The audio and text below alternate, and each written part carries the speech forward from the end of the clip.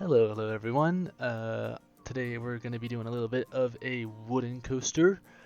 It's my second wooden coaster I've tried making in No Limits. It's not the best wooden coaster you'll ever see, but I am quite happy with it. Overall, I kind of went off of more of the standard Airtime Hill kind of style of wooden coaster instead of the more GCI type.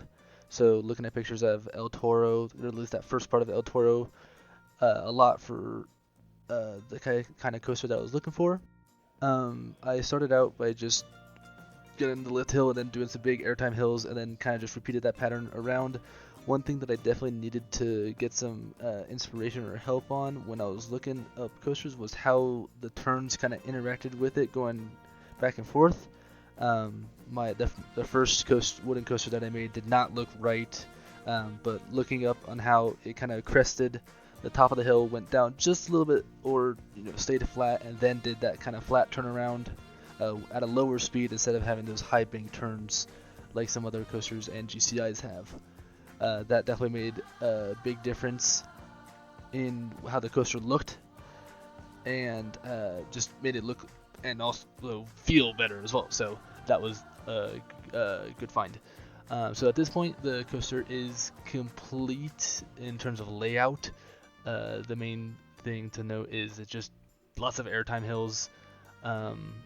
It goes all the way out, all the way back, and then both with big airtime hills. Going back the first time has a tunnel, so it goes a little bit farther than the station, then turns around, and then on that one it does a little bit of side-to-side action just to vary it up a little bit, and then turns around one more time to then do a little bit of bunny hills and a little bit of a double down into one last tunnel and then some bunny hills.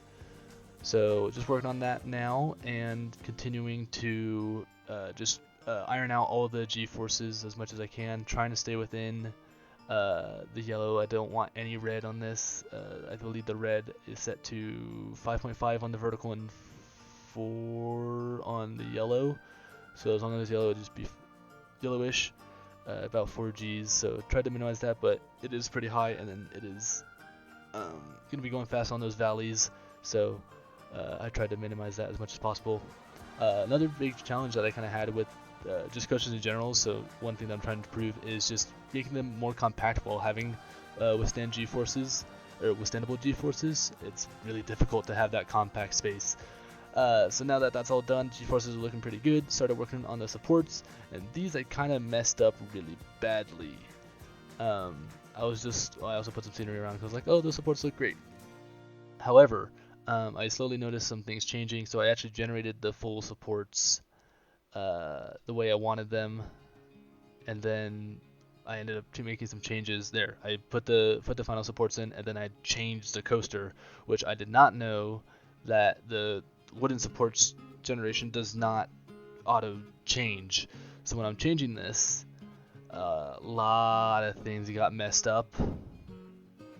So that was bad. So I finally, after about an hour of trying to adjust everything, Googled it a few times. I was like, oh, there's a clear generation button. So I found that, and then used that to clear them, and then create the actual supports. And with that, the coaster's basically done. I'm quite happy with it, as I mentioned.